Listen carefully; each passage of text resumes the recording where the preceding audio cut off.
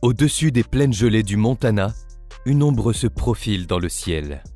Ce n'est pas un oiseau, ni un avion commercial, ni même un drone familier. C'est un gigantesque ballon blanc, silencieux, dérivant lentement à des milliers de mètres d'altitude. Sa taille, équivalente à celle de 3 bus scolaires, et sa trajectoire inattendue vont bientôt déclencher une crise diplomatique majeure, figer les opérations aériennes américaines et captiver le monde entier. Pendant des jours, ce mystérieux objet va traverser l'espace aérien des États-Unis, survolant des sites militaires sensibles avant d'être finalement abattu. Mais que cachait réellement ce ballon? Était-ce un simple accident ou un acte d'espionnage délibéré?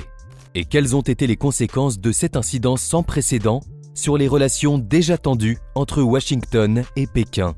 Plongeons dans l'affaire du ballon chinois de 2023. L'histoire de cet incident commence bien avant que le monde n'en prenne connaissance.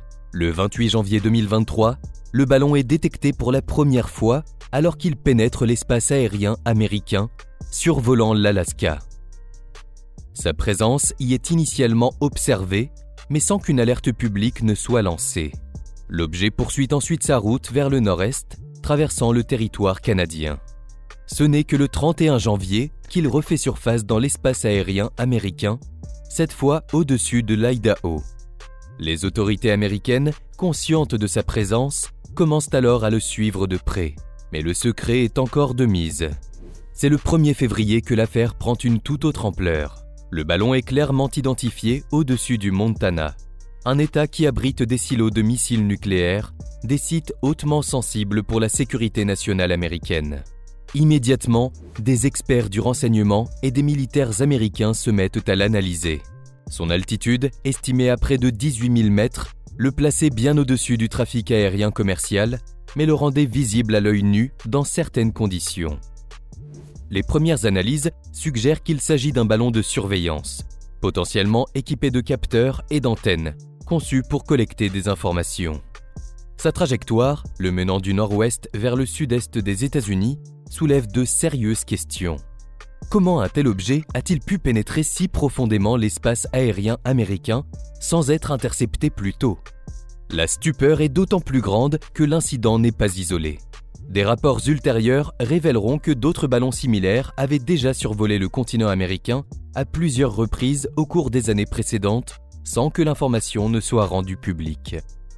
Cette fois, la taille et la persistance du ballon le rendent impossible à ignorer, forçant le Pentagone à reconnaître sa présence.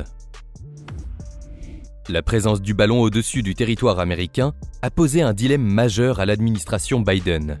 Le 2 février, le Pentagone rend publique l'existence du ballon, déclenchant une onde de choc médiatique et politique. La Chine, de son côté, affirme qu'il s'agit d'un ballon météorologique civil ayant dévié de sa trajectoire. Mais la version chinoise est accueillie avec scepticisme à Washington. Fallait-il l'abattre immédiatement? Le général Mark Milley, chef d'état-major des armées, et le président Joe Biden ont dû peser les options. Abattre le ballon au-dessus des terres habitées présentait des risques considérables. La chute de débris d'une structure aussi grande, potentiellement équipée de matériel lourd, aurait pu causer des blessures, des pertes matérielles importantes ou même la mort de civils au sol. De plus, il y avait la possibilité que les débris révèlent des informations techniques sensibles à des puissances étrangères qui pourraient tenter de les récupérer.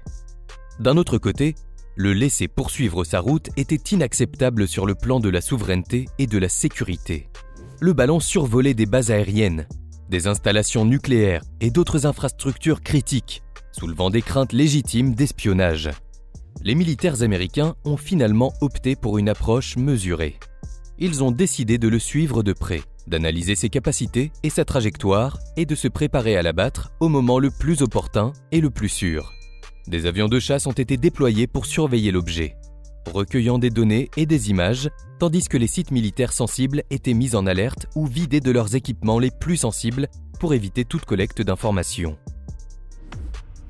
Alors que le ballon continue sa traversée, les tensions montent. Le 3 février, le secrétaire d'État Antony Blinken annonce l'annulation de sa visite prévue à Pékin en signe de protestation contre la violation de la souveraineté américaine. Cette décision, hautement symbolique, souligne la gravité de l'incident et la détérioration des relations bilatérales. Le ballon, lui, poursuit sa route, survolant plusieurs États américains. Le 4 février 2023, après plusieurs jours de transit, le ballon atteint les eaux de l'océan Atlantique au large des côtes de la Caroline du Sud. Le moment était venu. Un missile AIM-9X Sidewinder, tiré par un avion de chasse F-22 Raptor de l'US Air Force, a touché le ballon, le faisant éclater en morceaux qui se sont abîmés dans l'océan. L'opération a été menée avec une précision chirurgicale, minimisant les risques collatéraux. Mais la destruction n'était que la première étape. L'océan Atlantique est un vaste cimetière et la récupération des débris est devenue une opération complexe et prioritaire. Dès le 4 février et les jours suivants, des navires de la marine américaine, y compris des navires spécialisés dans la récupération d'explosifs et de plongeurs, ont été déployés dans la zone de l'impact. Malgré les conditions météorologiques difficiles, des efforts intensifs ont été faits pour récupérer autant de fragments que possible de la charge utile du ballon, des capteurs, des panneaux solaires et des structures. Ces débris étaient cruciaux pour comprendre la véritable nature et les capacités du ballon. Le 9 février, les États-Unis affirment que l'analyse des débris confirme qu'il s'agissait bien d'un ballon de surveillance avec des équipements de renseignement et non d'un simple ballon météorologique comme l'affirmait Pékin. Dans les semaines qui suivent, en février et en mars, d'autres objets volants non identifiés sont abattus au-dessus de l'Alaska, du Canada et du lac Huron, Michigan.